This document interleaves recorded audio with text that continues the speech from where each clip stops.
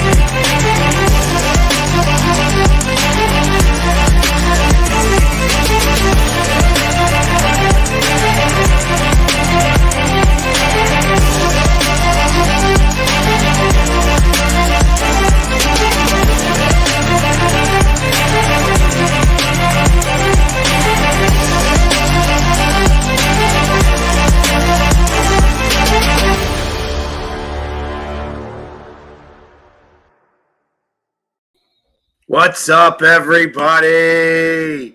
It's another NFC East show. There's only two of us here. The others are coming. Trust me, I think that they are. At least I'm pretty sure that they are. Everybody said that they were going to show up today, so we're doing that. The hard way. Apparently, I didn't get the email. I didn't know we were starting a coup or something and showing up later. Yeah, well, I know one's on the road trying to get here as quickly as possible. He said he was going to be here a little bit late. The other one, I don't know what's going on with the other one. It's kind of like their franchise. They're always a little slow out of the gate. As I'm talking about, my man Pork Rind, he still isn't here yet, but he'll show up here any second, I'm sure. But what's up there, Sneaky? How you doing today? Man, I woke up this morning and then I realized something. Oh, there you are, True. How you doing? We are we at 30 days now till draft? Yes. We are 30 days from finding out what our future is as a franchise. Free agency is going crazy. Apparently, nobody still wants to feed the Zeke. And we're just rocking and rolling as of right now.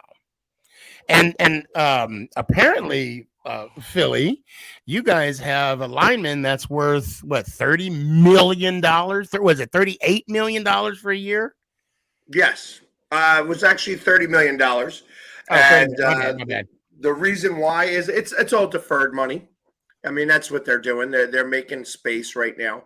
That's right, because that was an extension. That wasn't his contract. That was his extension. Correct. Yes. And ultimately, they're just trying to move money around and trying to make it all worthwhile so that because I think they're going to wind up giving contract to our quarterback, Mr. Hurts. You're going to need him. Yeah, he's going to get paid next year. Yeah, I'm sure he's going to get paid. So that's not going to be any. There's going to be a lot of money that comes into that, without a doubt. So I had the exclusive.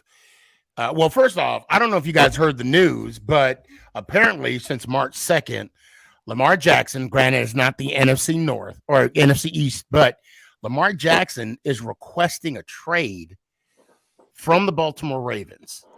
I don't think any team is going to give up $230 million plus 2 first-round picks. I don't see that happen. Or I'll say, 2 number ones. I don't see that happening anytime soon.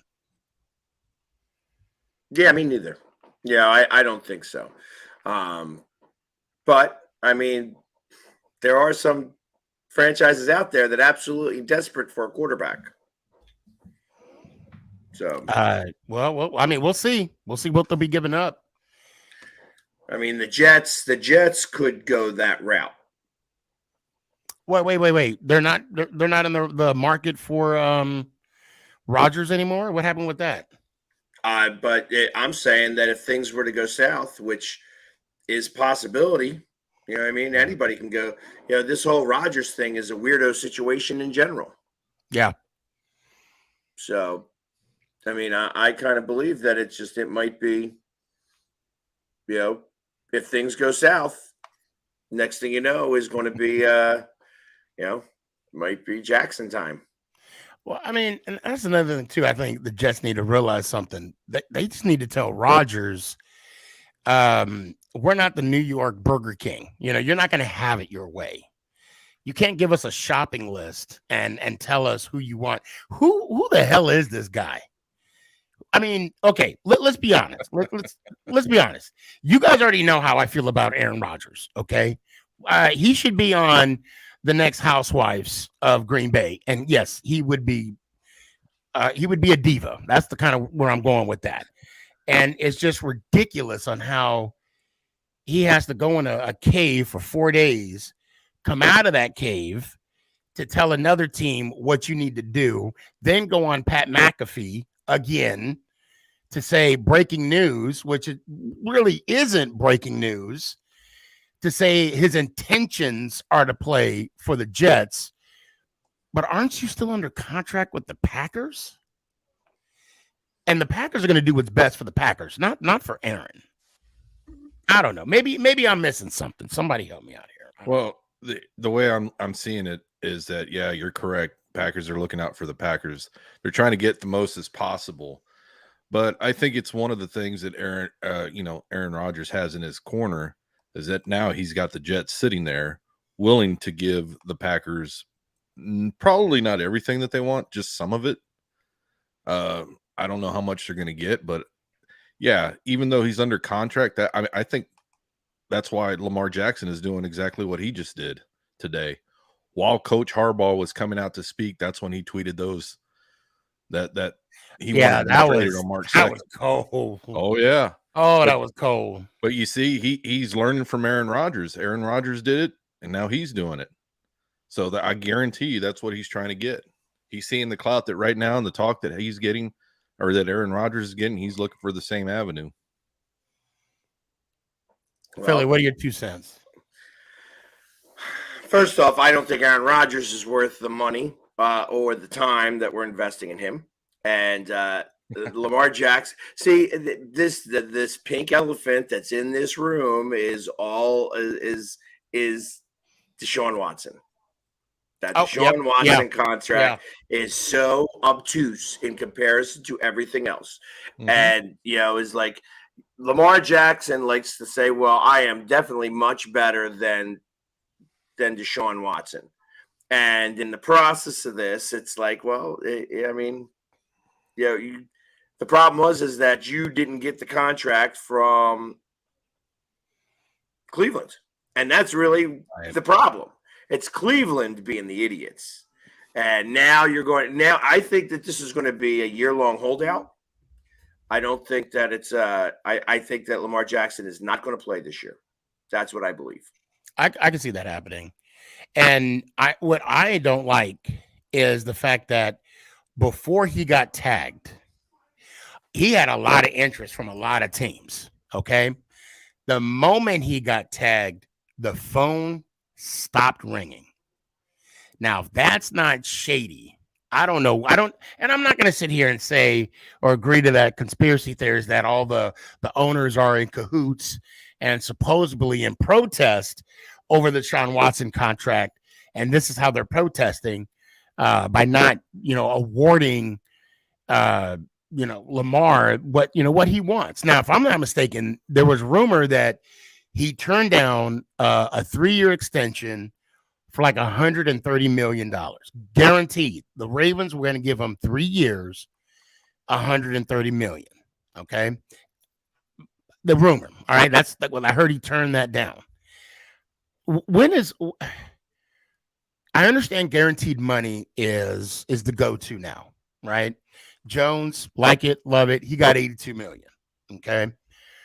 But at what point in time are owners going to be like, okay, look, we want you to be our franchise player. So we are going to guarantee you X amount of dollars. And I just don't understand why. I guess certain teams are willing to pay certain prices for certain quarterbacks, but I mean, Lamar is a electrifying player. He's MVP caliber. He proved it. He took the team to a playoff, and I think he even got his first playoff win, if I'm not mistaken. Didn't he get his first playoff win? I maybe double check that. Not sure. Yeah, I have to double check that, but I don't know. At what point are the owners going to be like, okay, look, yes, you are a franchise quarterback, therefore you're going to get franchise quarterback money. But I can't put a dollar. I mean, I'm not an owner. I wish, we all wish we were, so we can have those tough conversations and those tough decisions. But at some point, you are going to have to pay for that talent. Bottom line. Yeah, and it's going back to what he was agree. saying about Deshaun Watson, and Cleveland was pretty crazy for giving that up. But the thing was, they were also in the market for Lamar, and I think him not having an agent kind of hurt his chances this year on being picked up, by another team working those deals out, because he's having to represent himself, and not only that, the NFLPA having to come out and telling everybody who they can deal with, him directly only. Right. Right. Well, I know he doesn't have an actual agent, but I know it's him and his mom. And I know his mom is, the master planner, the mind behind the, what do they call it? The, what's the word I'm looking for? Talk about a brain fart on live TV. Method to the madness. There, that's what I'm looking for. The mother is the method to the madness. And you're right. You're having these awkward conversations that agents have with the team, talking about, well, this is what we think the value is. Well, maybe we're not there yet. It's an awkward conversation, but now it's face to face. And it's having that's like me telling you guys how much I think you're worth. There's going to be some feelings hurt when you actually get the truth. If someone tells you are less than, you're going to be offended, even though it's not personal, it's just business. It's still going to, remember when Derek Jeter was trying to get his money and the Yankees felt, you're not that much, and all he was doing was winning. You do take it personally, no matter how it's shaped or cookie cuttered or whatever. Well, I hear you. And really, this is the problem, I think. It's that if he's got already set in his mind that he doesn't want to play there, he's not going to play. Yeah. And I think that's the issue. I don't know that if it's his mother, that's the problem. As Melissa's saying over here, that his mother needs to go. I don't think that that's really the issue. I think the issue has more to do with the fact that he's overvaluing himself.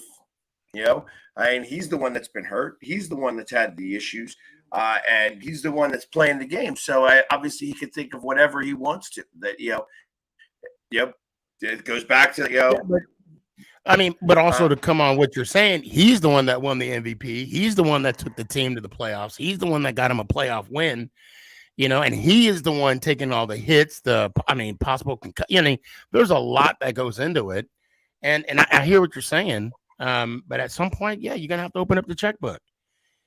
I hear that, but it's, hey, listen, but it goes as far as just, we go back to Rocky, where Rocky says, if you think that you're worth more, then go out and get what you're worth, but be ready to take the hits that come along with that.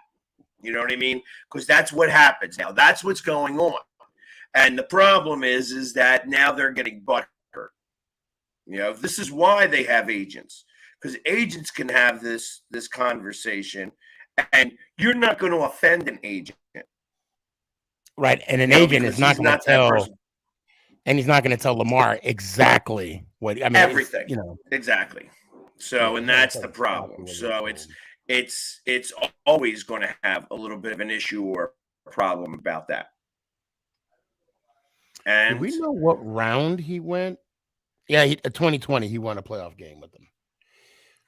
It was the first round, right? Lamar Jackson? Yeah, that he was drafted. It had to have been the first round. Yeah, I think so. Okay. It was towards the end of the first round. I think so. I think you're right.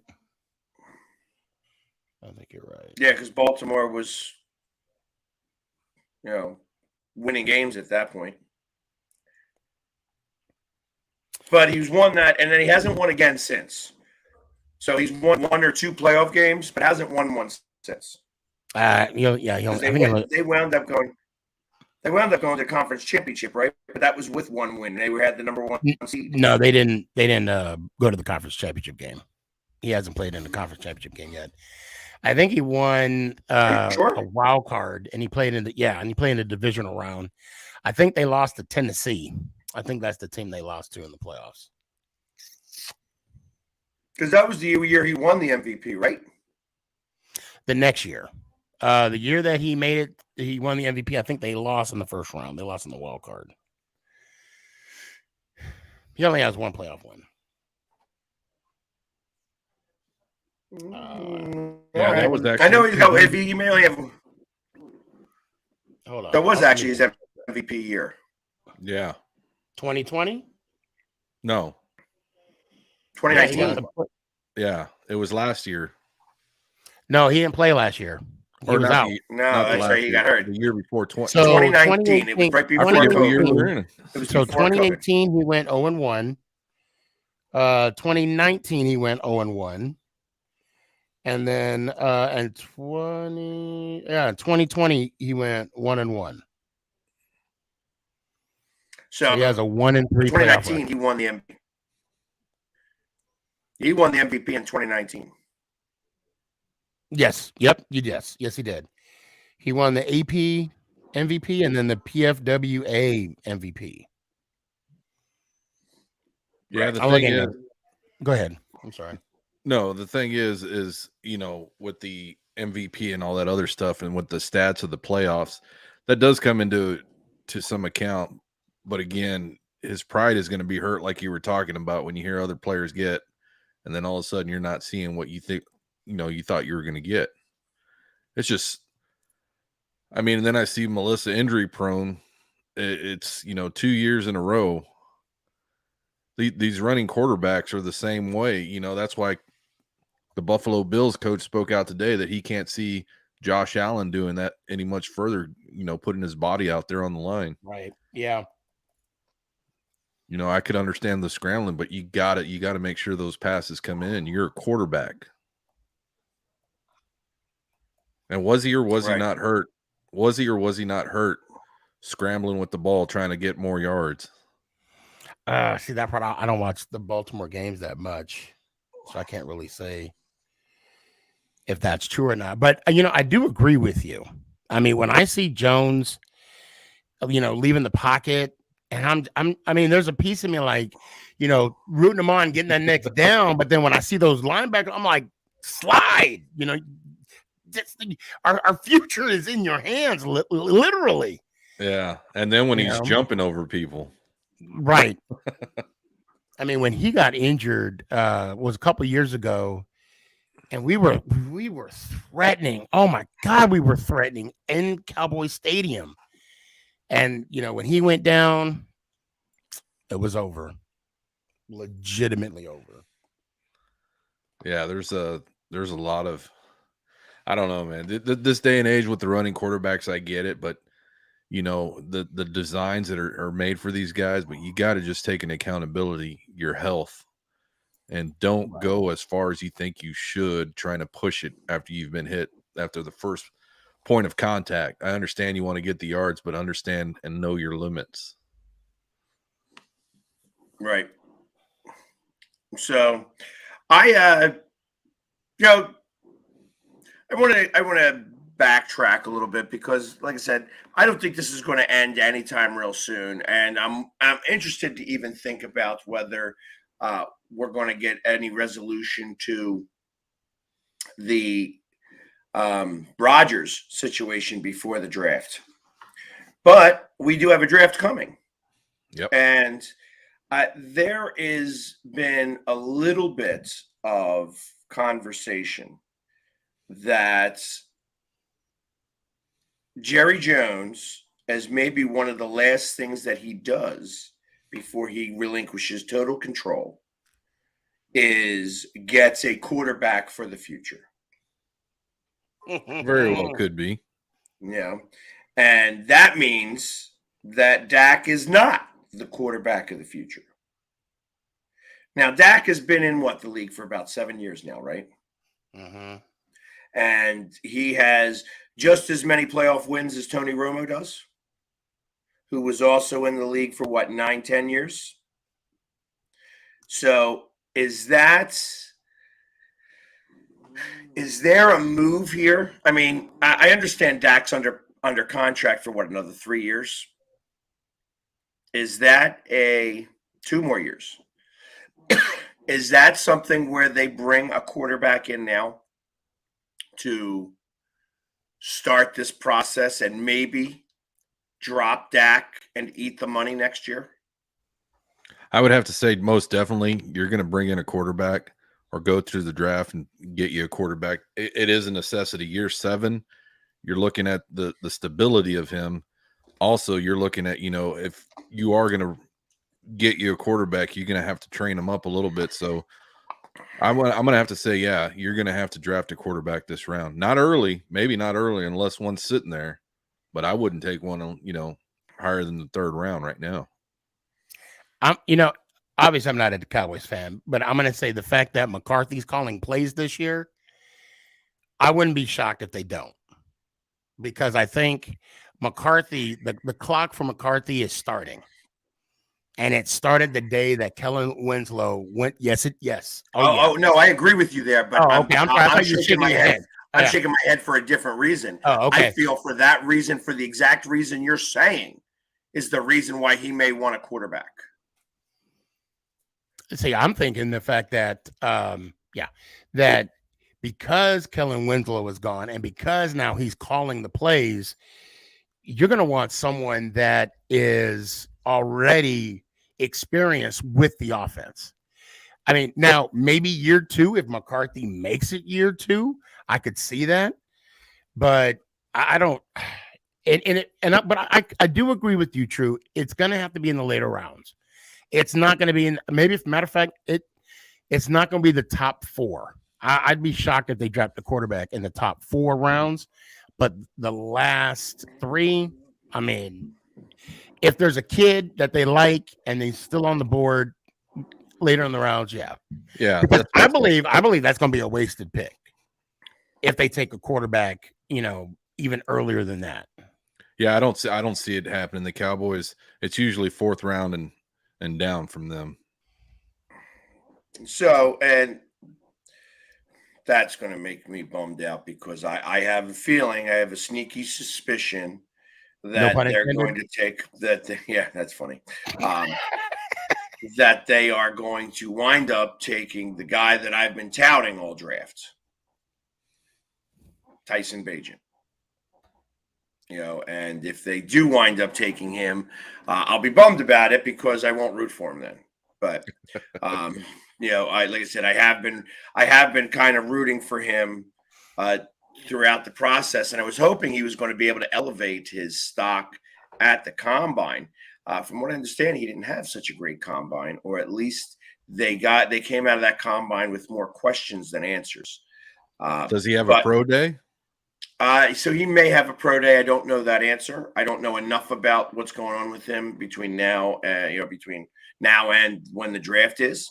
But I do know that the only reason why I know this guy is because I followed his career because his father is a friend of mine through arm wrestling. Yeah. So he is he set every Division II record and has done a lot with just with what he's had and who he's played against. Yeah, And I know that they invited him to the combine, which was a big deal. You know, when you get invited to the combine as a Division II player, you are expected. And they have him listed right now as a 5th round draft pick, which is still amazing. You know what I mean? When you're thinking of Division II, for a Division II player to be a 5th round draft pick, that's still way above what's normal. Yeah. That being said, though, it's that makes me think that he's going to wind up going to the Cowboys. I did see that special on NFL Total Access with him going across and giving his side of who he was and his dad and the whole 9 yards, and it's a great story. And from the highlight reels I was watching in his college days, he was having some pretty passes. Yeah, so, that's what I'm saying. When you have and it's funny because he didn't have such a great combine, and that could have been with nerves. You know what I mean? Now you're around everybody. You know what I mean? Where you're not around your team. So there could have been a lot different nerves that are going on and so on and so forth. But I think this kid's got the skills. Mm-hmm. You know what I mean? And of course, his father being an arm wrestler, he's not just an arm wrestler, but he's like one of the loudest mouthed arm wrestlers. So he brings the WWE portion to arm wrestling. Nice. And that's kind of part of what is like, all right, yeah, this is that makes it fun. So he was talking him up that he was going to be a number 1 draft pick. So I know he's going to be there in Kansas City to watch the draft. Like, he's going to be one of those people that are going to sit there at the draft and see when his son gets picked. So I expect to run into him there, and I expect to, I've never met Tyson, but I mean, you've heard me talk about him frequently enough. Yeah. So I have been a big proponent of him. So I listen, even if he goes to Dallas, I wish him all the best, just not against our team. So. I'll be honest. I wish I could be a GM for a day, because when you watch these quarterbacks like Stroud, Young, Richardson, and that what's that kid's name from hold on a sec, from Kentucky? Yeah, Will. Oh, Will. Okay, yeah, I saw. Anyway, every quarterback, it has a very similar throwing motion. But I guess I'll say this. I mean, you can honestly see how live, like, a ball will just throw off how the ball goes off the guy's hand. But I want to ask you guys this: do you pay more attention to the pro day, or do you focus more on the film that you have on the guy? Because you're going to look good throwing against air. I mean, there's no coverage. You're not getting blitzed.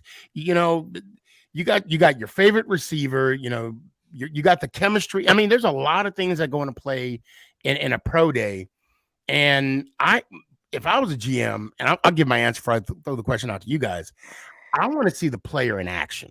I want to see the player in certain football situational football, to where he has to come up with that play. Almost, I don't want to say Tom Brady like, but that's how I want to evaluate the player. Like, what do you guys think? Pro day or tape? You can only pick one. You can't pick both. I'm gonna say, being that pro day is only one time, that's going to be it, because I have enough tape on him. That's why I'm going to go visit him. My biggest thing that I'm going to be looking at is, his motion, but I'm going to be looking at his footwork. I'm going to be looking at the routes that are being ran. I'm going to see his footwork to make sure it's in sync with what the receiver's doing. Because oftentimes you look at these pro days, and you even look at the combine, and you look at some of these throws, you can tell that the quarterbacks aren't comfortable enough with what they're doing, and it's all in the footwork. Mm-hmm. Whether they move their feet correctly, and what I mean by that, whether they drop back enough, or they just leave it to the arm to do it. And you can see some of these throws that are just so high, so far, and instead of focusing on getting the ball to the receiver. And that's another thing, that I hate seeing that when they overthrow a receiver And more yet, I hate it even more when it's underthrown, when it's just a one-on-one drill. It just makes no sense. So I'm going to have to say it's pro day. Philly? It's just such a ridiculous question. I mean, it's an honest question. I'm just being, because to me, I think the pro day is. I think that you go to the pro day specifically to ask various questions and to see very specific things. You've already watched all the plays. You have seen all of the tape. The reason why you're going to the pro day is because you're trying to assess your final decisions. You want to find out if this kid is really coachable, if this guy is going to be able to align with your system, if he's going to be able to gel well with the other egos in your locker room, and so on and so forth. So many other different things. This was part of the reason why I didn't laugh when they were talking about how certain player that Nick Sirianni was playing basketball, with a little baby hoop and a trash can, when he was playing scissors, paper, rock with these guys, because it was a throw off. You got all these other people asking all these other questions. You know what I mean? And now you got somebody who wants to play scissors, paper, rock with you, or he wants you to play a little bit of, pig basketball, in a little trash can, in a little basketball hoop. I think that is meant to throw you off. It's meant to throw you the curveball that nobody else is throwing you. And I dig that. I like that part. And that's what the pro day is all about. You want to throw him those curveballs that maybe you didn't throw in front of everybody else, because you wanted to keep it to yourself. But now keep in mind, 9 times out of 10, a lot of these guys have already thrown during the combine. So this is just an extra day. That's what I'm getting at. I don't think it's a matter of him throwing. You're seeing the throws because you want to see something really specific. You're going there to get a little bit more in depth. You want to see exactly what it is that you're looking at, and not just on the field, but off of the field. Like I said, you have so many other egos that as a coach you have to worry about. And now this is somebody who you are considering spending a lot of money and resources on for a first-round pick. Yeah. So on top of that, one of the great things is Coach Steve Mariucci. He, the way he does it with the whiteboard and everything else like that, how he starts talking with the guy, conversing. He explains a play, tells him exactly the lineup, the whole 9 yards, but then starts having a conversation. And then towards the end of the conversation, he says, okay, so show me that play we just talked about before we started. So it's one of those things where it is a mental state, and you do go into those pro days asking those types of questions to see how you guys mesh and how he would mesh with the other teammates. But again, it's just, that's what these guys are there for. I mean, you look at all the head coaches that are going around, assistant coaches, everything else, and that's what they're basically doing.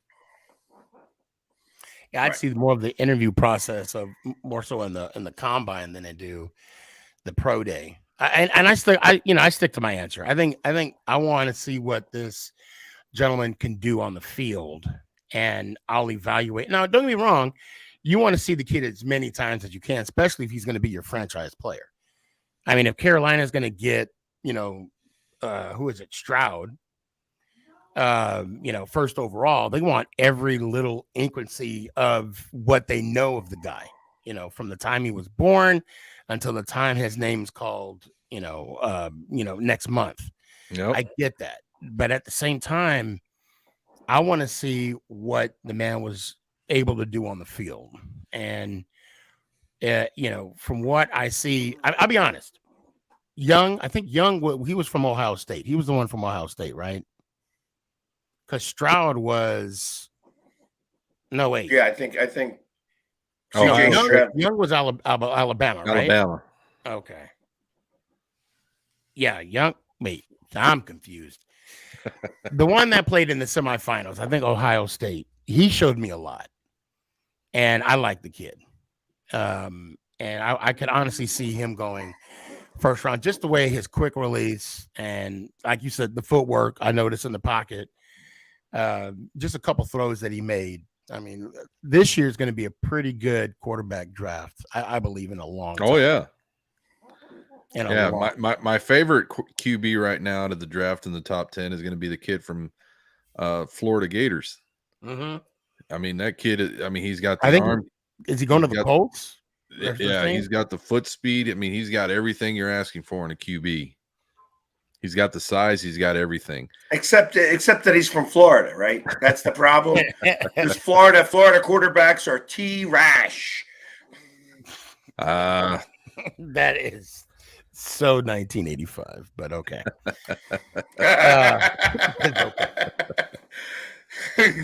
Yeah, I don't know. I mean, that was about the last time there was a good quarterback from Florida. Well, I wouldn't even. Oh, Danny Warfel had a good NFL career. I couldn't do it with a straight face. I tried. I thought you were going to say Tim Tebow. Yeah, Tebow. At least he won a playoff game. Yep. Yeah, he did. He's won a many. In fact, he's won as many playoff games as Dak Prescott. No, that's not true. Dak won too. Yeah. But I mean, have you guys heard anything more on the free agency on your guys' side? I have not heard much of anything for free agency at this point. At this point, I figure teams are now waiting for the June 1st cut. Yeah. Yeah. Or you'll start seeing some trades again after the draft, during the draft, and after during the draft. Yeah. I got a better understanding of what the tag was like. So basically, we tag Barkley. We have an opportunity to get a contract till June. That's the extension portion of it. And if not, he signs the tag for $10 million. But hopefully we can get something worked out. And then, if not, next year we could probably put something in, all I see when you said that is John Candy going $10 million from Brewster's Millions.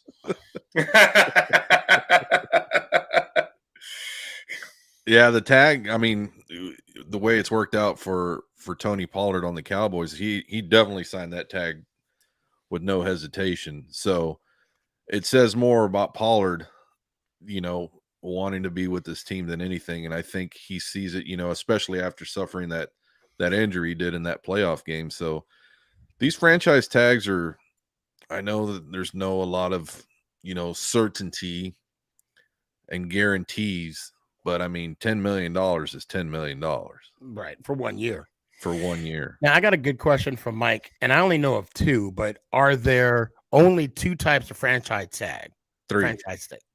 Because you got the exclusive, the non-exclusive, and then the transition tag, which is not it's actually, if somebody else was to sign him, that gives you the right of first refusal.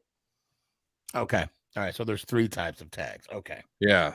And right now, see, that's where the thing is with Lamar Jackson. He can go out there and shop himself around to say, hey, I want to play. And then it's up to, the Ravens, what they want to do. And I think that's ultimately what they want. They want him to see his worth out there. And, the problem, and I hate to jump back on Lamar, but I was looking up the top 10 quarterbacks in contracts, right? Money right now. And of course, Lamar is not on this list for obvious reasons. So anybody knows number 10? Right now? Yeah. From Seattle? No. Not Seattle. The Saints, Derek Carr. Okay. Anybody knows number 9? We were talking about him earlier. Dark Cave, Aaron Rodgers. And then it's tied for 6. You got Jones, Stafford, and Dak. And then you got Deshaun Watson. Then you got Kyler Murray. And I forgot that Kyler Murray got $230 million. I'm sorry, $235 million. Like it's 230, 500, 0. And then you got Russell Wilson. Let's ride. Had to do it. Had to do it. And then you got Josh Allen, and of course, the $500 million man himself, Patrick Mahomes. Now, I can understand by looking at this list, I can understand where Lamar's coming from. Well, of course we could, but the thing is, I mean, you have to look at it as standpoint from business, and I think that's what the Ravens are doing because, I mean, the people that they've released this year says something. Calais Campbell, he was gone real quick. He wanted to stay there, but I mean, they cut him, and he's on the market right now in free agency. So I think Lamar's good enough. I'm sorry to cut you off, True. As of right now, Zach Wilson makes more contract-wise than Lamar Jackson. Oh, he's first round. Yep. Yeah. I think if other teams, if he talks to other teams, I think other teams might be interested, especially with him coming out with the March 2nd thing saying he wants to be traded. I mean, it's not that easy from a standpoint of a player to say, hey, I want to be traded. Oh, my God. Jalen Hurts? Your homeboy is 38th. He's ranked 38th in salary. He was a second-round pick. Good God. He's about to get paid. Yeah, and that's where I see, and it's funny when you were mentioning them, and I'm like, where is he going to fall on that list? Because realistically, you almost think that he's going to fall in the number 5 spot or 4 spot because Kyler Murray is a train wreck. But then again, that's the problem. Like, so Buffalo, I understand. So Buffalo, that's why they don't pay their running backs, or they have problems with their cornerbacks because they take the money that they paid Josh Allen. They took it away from those spots, those high-end spots. Right. They took some money away from that. So you can't have the supreme cornerback because you have a quarterback. So and that's why their running backs don't get paid nothing but pittance. That being said, I know just kind of how the Eagles are doing this, and it's like, I know that he's worth more, but how do you pay him more? Because you had 2 franchises that are absolutely ridiculous. But at this point, you've still gone further than Josh Allen has. So let me ask you this. If you had a blank check, how much would you pay Jalen Hurts right now? If you can sign him to extension, how much would it be?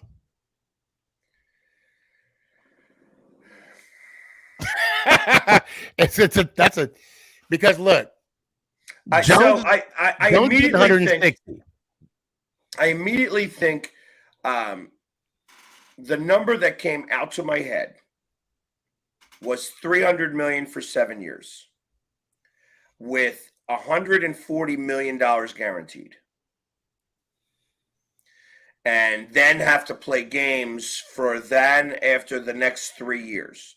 That is the $140 million gives you like a 3-year guarantee type situation. $50 million for the first 2, $40 million for the third, and then you're playing games with the rest of the money. Mm-hmm. So that's the number that came out in my head. $300 million for 7 years. That's $40 million a year, $45 million a year, kind of. And that would still be in the ballpark of a franchise quarterback pay. Oh, that is franchise quarterback pay. Yeah, I don't see any reason why it's not. Yeah. If you look at that, because even though on paper, it says Jones is getting, $160 million for 4 years, which would equal up to, No, 40, it's the guaranteed money. It's the guaranteed money. It's the guaranteed money. Plus, it is so incentive heavy on the back end of the deal. He has to play well in those first 2 years. Now, would you give him that same type of? That's what the 3 years you were talking about.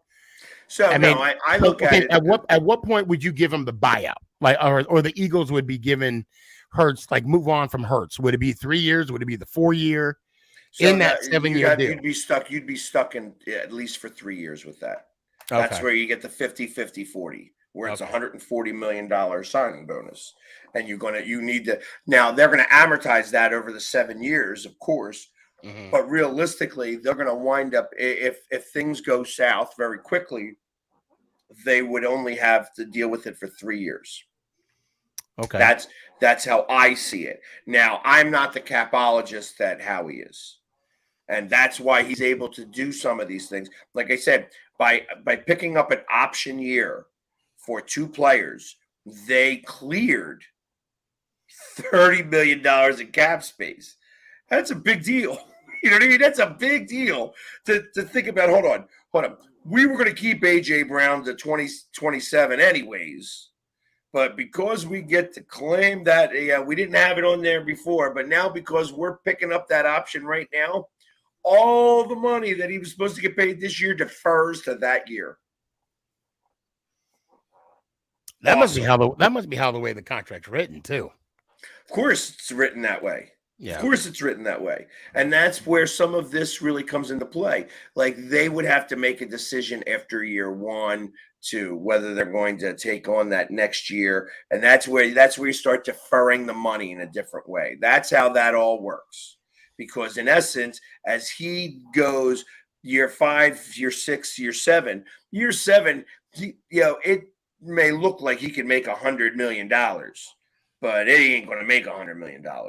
But it's when you start deferring the money to that back point so that you can start to manipulate how the rest of the contracts around you are going to go. Now, true. How many times have they restructured Dak's deal in the 4 years since? Since when? Since he signed that $160 million contract. Oh, 2 times. Only twice? Yeah, that's all they've done. And they just opened it up. I thought it was 3 times because I remember like the first year he signed that contract, even after the first year, they had to restructure that deal. And then it's been like 2 more times after that. No, if I'm not mistaken. It was you're talking about the big paycheck, right? Yeah, I'm talking about because he signed it, that year. And then the following year, because of the taking all that money, they had to put money back in the defense. And then after that year, they restructured it. He played another year. They restructured it, and then they're going to restructure it again if they haven't already. I don't think they're going to restructure it again. I think he's good to go till the end of next year. Okay. I think with Zach Martin and the whole 9 yards of the offensive lineman being reworked, I think that just helps out tremendously. So it's the guaranteed money is what everybody wants, and I don't blame them. I mean, you're out there 1 minute, next minute you're not. So I get it, but at the same time, they got to be willing to understand the business dealings that have to go on, because they're not the only ones. There's 53 other guys. So I'm looking at this ranking, right? And I see Jalen Hurts. Do you know who's above Jalen Hurts, Philly? Mike Glennon. Oh, that's so bad. I should have known better.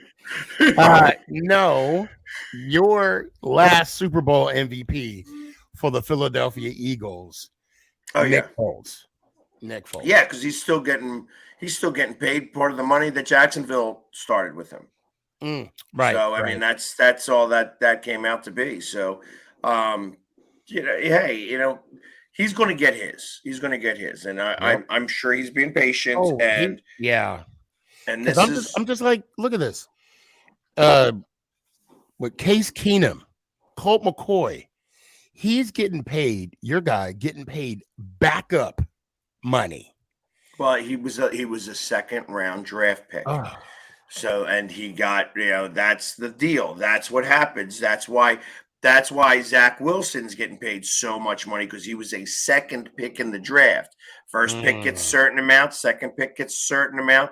When you get down to Lamar's number, you get that you're not getting that type of money. So it's like the first 5, I think, or really it was number 1, which is the reason why San Diego had to take Eli Manning in the first place. They knew that they weren't going to sign him. They knew they had to work out a trade for him. But that's the way it had to work, because he was going to get number 1 money. Right. And they were not going to trade with the Giants beforehand. Yep. You know what I mean? So that was the issue. So that's why that worked, because he was still able to get first pick in the draft money, and Rivers was able to get the contract he was, but it was a 5-year deal initially for a lot of money. Same thing happened with Zach Wilson. And it's not just quarterbacks either that get that amount of money. It's who's ever in that top 10 gets top dollar. Oh Right. yeah. Oh yeah. So that the guys that you guys who you got at number 5, I mean, he has to be making 16, 17 million. So but they could sign him for less than that, but that becomes a course. negotiation. That becomes Of part course. of the negotiation. Because I think obviously quarterbacks get paid a lot more, but it's not. Oh, yeah. It isn't just a structure rate. I think it is a percentage of, like, it kind of works off of the same type of percentage that works off of with the franchise tags. You know what I mean? Right. This is what your position is. You get this amount of money because of that.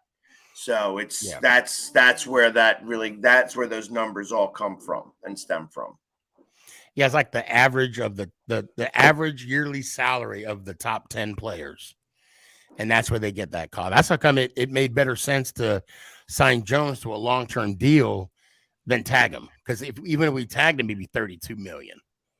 Yeah. So we might and I think Zach Wilson, I think he's in the $27 million range when he got drafted. So I could look back. Hold on. but that's the type I'm just saying yearly. Oh yeah, most definitely. But you look at the dollar figures, and it's just amazing how much these guys are. Who's ever number one, if he's a QB, it's probably at 29 million this year. No, Lamar is getting 45 million a year. Well, no, I'm sorry. Wait, hold on. That's 10 years, and he got 63. I gotta hold on a second. Well, I do, because I have that contract up, and it's loading. Okay. And he has a signing bonus of $10 million. So 10 years, yeah, it's 45 million a year. And he gets a practice bonus check of $141 million just for practice. We're talking about practice, not the game. Not the game. We're talking about practice.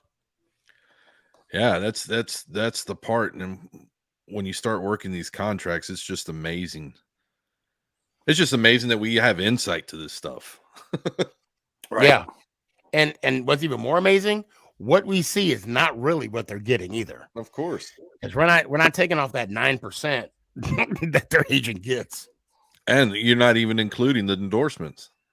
And the endorsements, yeah. Yeah, I mean, State Farm has got Mahomes, probably giving him just as much money as that contract is. I think he probably owns half of State Farm right now. If I'm paying that bill. I remember Shaq, I think he said he spent none of his endorsement deal. He only spent his NBA money. That must be nice. Yep. Right. Well, the story probably still spending it like that. Well, yeah, it's amazing. Today's story was Ken Griffey, 9th highest played Cincinnati Red this year. Ken Griffey Jr., $3.9 million. Still getting paid more than most of the other people. Hey, Bobby Bonilla is still getting paid by the Mets. He's probably somewhere on that. That agent is legendary. Exactly. And it's like June 1st, $1 million. Every June for doing nothing. Oh. And it's what, till 27, right? It's to 2027. Yeah. Yep. And those are the kind of things you need to work out, even in the NFL. I understand this guaranteed money. Make sure you get guaranteed money after you're done. Right. Yeah, let me get it 5 years after I'm done playing. Yeah. Yeah, you were asking about Zach Wilson. Apparently his total contract was $35 million. Right, and he was the number 2 pick in the draft. Yep. Yeah. So, I mean, that's not too bad. He's got $35 million for 5 years, so that's $7 million a year. Yeah, and now he's like, what was he booed out of the state now? I think he's still under contract, but He's still under contract. They can't drop him just yet. Well, Actually, if you drop him, if you drop him, you eat all of it. yeah, yep, you're right. That's how much dead space he is. Yeah. Yeah, what's So, funny, what or was dead it, cap. in February or so, he was saying, I'm going to give anybody who comes in here competition. Right. Yeah, Yeah. we'll see that. You might have to go in a dark cave with Aaron to compete with him. Yeah. So- But I think this week what I'm going to be focusing in on is the defensive side of the ball, see who's top notch. I mean, I know off the top of my head, but I actually want to go see some film. And then, as we get closer to the day, we're going to have to throw out there who we think our number one pick's going to be. Because I already have a good idea who we're getting. I have a really good idea. I have an idea. I don't know. Shane, he surprises me every, this is the second year, and I'm really curious. I mean, I knew we were going to get, because we had the top two picks. Or one of the top. Oh, no, we had the first. We were at 5 and 7, I think it was. Yeah, something like that. Yeah. And I'm not going to say so much the person. I'm going to say the position. Okay. Fair. Yeah, just because of how far back we fell. So I have a pretty good idea, but I can't wait. So it's going to be fun watching all this. And the great thing I like seeing is I see Coach Quinn out there at a lot of these pro days. So that says a lot more, because I remember last year he wasn't really attending all too much, but this year he really is. So that's another thing. He's about to be the new head coach. I think he likes where he's at right now. Oh, shoot. I mean, the position that he's in as assistant and then, defensive coordinator, and you just don't have the stress at head coach that you did like he did in Atlanta. So yeah, that's true. So we're getting close to the end of the hour here, and I have a little rant that I have to do here. All right. Okay. I've saved it. I've saved it for this show specifically. So I am actually going to do this real fast. I'm going to put myself into the big spot here, and I got something that I got to get off my chest about Ticketmaster. I spent 2 hours of time trying to work out getting tickets to a podcast that they're having at Kansas City Music Hall for the Kelseys. You know what I mean? Obviously, the New Heights podcast, they're going to do a live show there. They said they were going to do whatever. I sat on Ticketmaster and logged into Ticketmaster for like 2 hours and 20 minutes waiting for the time to come in. It was going to be 10 o'clock Central Time, and I was going to try to buy a ticket, And, of course, there were pre-sales and pre-sales to the pre-sale and all this other bull that Ticketmaster does to do whatever. They should have just said, there ain't no tickets for anybody who wants to wait in line, so don't waste your time. Because I tell you, this happens more and more frequently. It's like, I'm not a Taylor Swift fan. You know what I mean? I could care less. But when the whole stadium is sold out for Taylor Swift before they even go on sale, same way that this was, that this whole thing was sold out beforehand. However, when I went on there for the very first time, I could have bought a ticket in row 3 for $700. So somebody could already have it on sale, that they ain't going to the show. They're trying to just sell the ticket in the first place. And I could buy that one for $700. But when I wait in line and try to do whatever, I couldn't even get a ticket. I couldn't. In fact, it said it's loading. Tickets will be up very soon. And then it said all tickets are sold out. You're screwed. You know what I mean? And I think this is a bunch of bullshit. The whole Ticketmaster is a bunch of bull. And I tell you, I can't wait for the lawyer to do the class action lawsuit for these ticket agencies that are playing this bullshit, because it's straight bullshit what they're doing. All of this, I mean, here it is. The real fans can't even buy a ticket. And I didn't care where I sat. It didn't matter to me if I was in the very back row. But the fact that I couldn't get even a sniff of a ticket because I wasn't in part of the pre-sale, or I wasn't part of the guy who likes to I better watch my language as I am about to go crazy here. But I think this is a whole bunch of bull. It's a straight amount of bull. And I tell you, I'm going to be in that damn show, and I'm going to start to make a ruckus on Ticketmaster every time I can. I know that they're this big conglomerate, and when they have these different things that say, oh, well, you could aftermarket sell on these tickets, so that if you are part of those big groups that buy big groups of tickets, that's what the pre-sale is for. That's who those people do. So all of the markets that get to buy, that sell the after sale tickets, because they only can sell them for so much, and then it's all the aftermarkets, and then they sell them back through Ticketmaster, where everybody else gets their cut, along with StubHub and SeatGeek and all this other stuff. I tell you, I liked it better when you actually had to sleep out for tickets, because none of those guys would do that. This is all bots and all these other things through computers, and I'm so pissed off with it. I'm tired of it. I am so sick and tired of these ticket agencies like monopolizing all the tickets, where you are screwed to do anything, and you got to deal with everything aftermarket. It's all bullshit, and I can't wait for a lawyer to finally go after these companies and actually take the billions of dollars out of their pockets and give it back. If I only got the $3.17, I wouldn't care. That's all I care, because I would want the fact that they had to pay it out. Rant over. Hey, well said. I'm right there with you. I just want you to tell me how you really feel.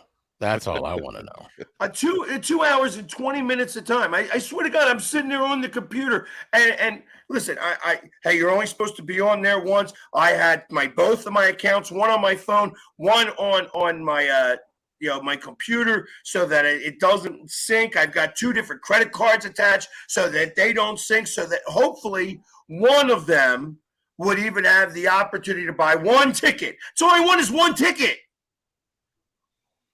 Nope. Yep, that's the way it is. And I have a better chance of asking Kelsey himself. Go knocking on his door. You might as well. Yep. But it's such bullshit. It is such bullshit on what they do with these tickets, and how they allow these bots or whatever. Like I said, I used to sleep out for tickets. I mean, now we're going back into the 90s. I slept out for tickets, where you would sit there and you'd bring a bunch of people, and you all slept out for tickets, and you had to be at the right point of line, because there was like 1, 2, 3. You'd count your line down. Oh, we want to have somebody here. We want to have somebody here. We want to have somebody here. It's like, yeah. It's like I wanted to go back to those days where you actually had the paper tickets. You got to buy them that way. That's how that works. The way this is doing is straight bullshit, and I'm tired of it. I'm tired of all of these companies making out so well, and just screwing out any of the real fans. Yep. And on that note, yeah. Well, of course, sadly, before we go, I do want to say my heart goes out to the family that's suffering from. I had that school shooting in Nashville, another senseless act. Families.